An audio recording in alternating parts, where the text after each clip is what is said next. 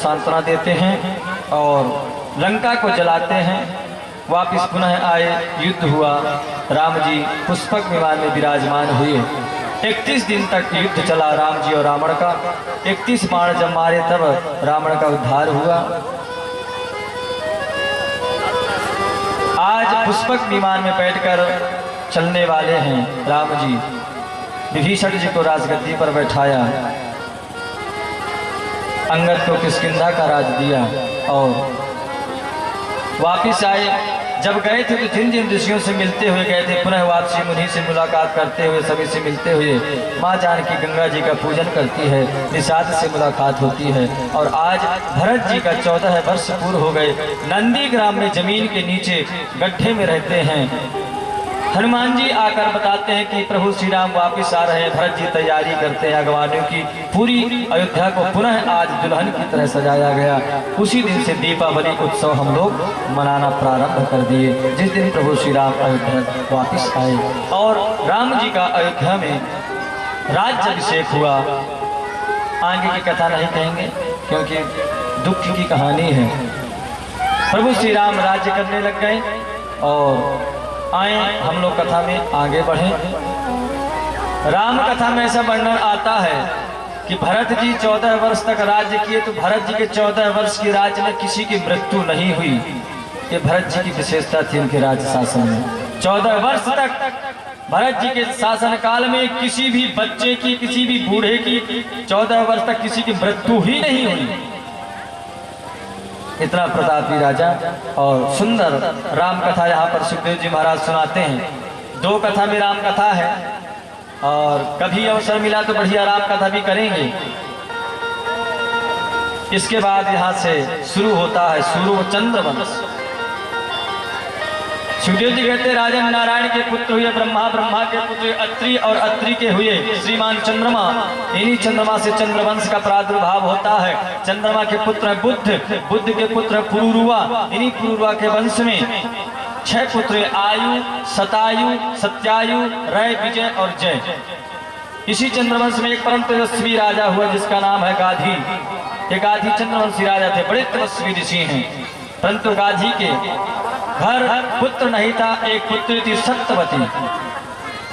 सत्यवती पुत्री का विवाह कहाँ करें, उन्होंने ऋषि के नाम के ऋषि के साथ उसका विवाह कर दिया। और इसके बाद ऋषि की यहाँ बेटी चली गई। गाधी रोते हुए गए, मेरी पुत्री पराये घर चली गई, मैं क्या करूं। इसके बाद आगे वर्णन आता है सुंदर जमदग्नि और परशुराम जी की सुंदर कथा आती है। इसके बाद रंती देव महाराज की कथा आती है। रंती देव नाम के राजा थे, परम तपस्वी, भगवान के भक्त। रंती देव ऐसे राजा थे जो अपने प्रजा के लिए अपना सर्वस्व लुटा दिया। अंत में केवल मिट्टी के बर्तन बचे थे, उनमें भोजन करते। एक दिन की बात है, भोजन भी नहीं बचा था। एक गिलास पानी लेकर बैठे थे और उसको पान करने वाले थे। भगवान को भोग लगा कर एक चांडाल आ जाता अपने 2 कुत्ते लेकर, बोला मैं बहुत प्यासा हूँ। रंती देव उस पानी को उसको दे देते हैं और दोनों जैसे पानी पीते हैं उसमें से भगवान प्रकट हो जाते हैं। सुंदर रंती देव के पास यहाँ पर ययाति महाराज के और आगे वंश चलता है। ययाति महाराज के बड़े पुत्र का नाम है यदु।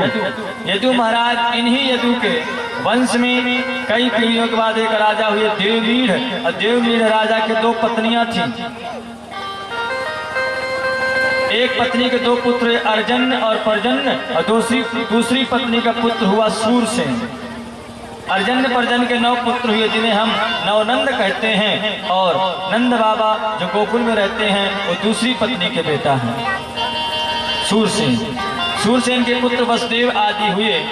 और सुखदेव जी कहते राजन वसुदेव के 7 पत्नियां थीं।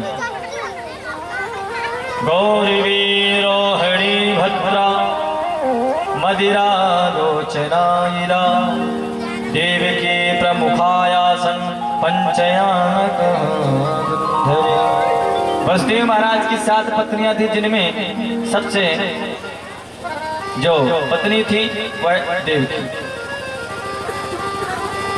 देवकी की दो पुत्र हुए, तो पहला पुत्र जब हुआ कंस ने मार दिया, दूसरा हुआ, तीसरा हुआ, चौथा हुआ, पांचवा हुआ, छठवां हुआ, सब मार दिया। सातवें में बलराम जी आए जो रोहिणी गर्भ में चले गए। आठवें में हमारे कन्हैया जी आए। कन्हैया का जन्म हुआ, गोकुल गए, गोकुल से वृंदावन गए, वृंदावन से मथुरा गए, मथुरा से द्वारका गए, वहां पर युद्ध हुआ, विवाह हुआ, विवाह होने के बाद श्राप लगा, सभी यदुवंशी एक दूसरे को मारकर मर गए, भगवान परमधाम को चले गए। पूरी कथा हो गई। परीक्षित ने पूछा गुरुदेव हो गई कथा? बोले हो तो गई। बोले गुरुदेव हम तो 4 दिन से आशा लगा कर बैठे कि हमारे कन्हैया जी की बढ़िया विधिवत कथा कहेंगे, आप तो बस 1 सेकंड में सब कह दिया। तब यहाँ पर सुखदेव महाराज परीक्षित से पूछते क्यों परीक्षित तुमको 4 दिन हो गया, तुम ऐसे बैठे 24 घंटा, तुम्हें भूख प्यास नहीं लगती? परीक्षित जी महाराज कहते हैं गुरुदेव आपके मुख से है जो अमृत रूपी वर्षा हो रही है ना, इसी को पान कर करके गदगद हूँ। मुझे न भूख लगती है न प्यास लगती है, कुछ नहीं लगता। आप तो मुझे कृष्ण कथा बड़ी विधिवत सुनाएं, आनंद से सुनाएं, मैं उसी के इंतजार में तो बैठा हूँ 4 दिन से। तब यहाँ पर सुंदर कथा होता है। और अब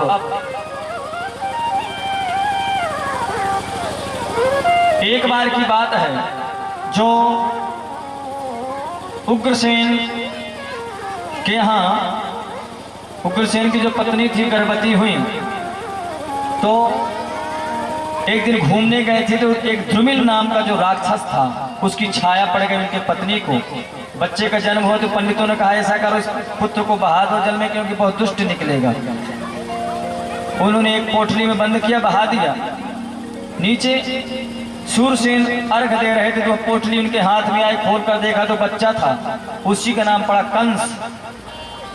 सूरसेन ने सोचा चलो हमारा एक वसुदेव पुत्र, दूसरा ये हो जाएगा, क्या बड़ी बात है। धीरे धीरे जब वह कंस बड़ा हुआ, अब महाराज कंस के अंदर बहुत शक्ति थी। एक दिन नारद जी आए, बता दिया क्यों तुमको मालूम है तुम किसके बेटे हो? बोले हाँ किसके हो? बोले सूरसेन। बोले ना सूरसेन के नहीं हो, तो तुम्हारे पिताजी तो उग्रसेन है, तुमको तो पानी में बहा दिए थे। अब महाराज कंस बोला अब मैं छोड़ूंगा नहीं बाप को। हिम्मत कैसी हुई, लेकिन पहले ताकत तो आए। अब इतना शक्तिशाली बनने लग गया। राजा के शरीर में, उसके कंस के शरीर में 10,000 हाथियों की ताकत थी। अब कंस लड़ाई करता, बड़े बड़े राक्षसों से लड़ता, शर्त लगाता है तुम हार गए तो तुम मेरे चेला, मैं हार गया तो मैं तुम्हारा चेला।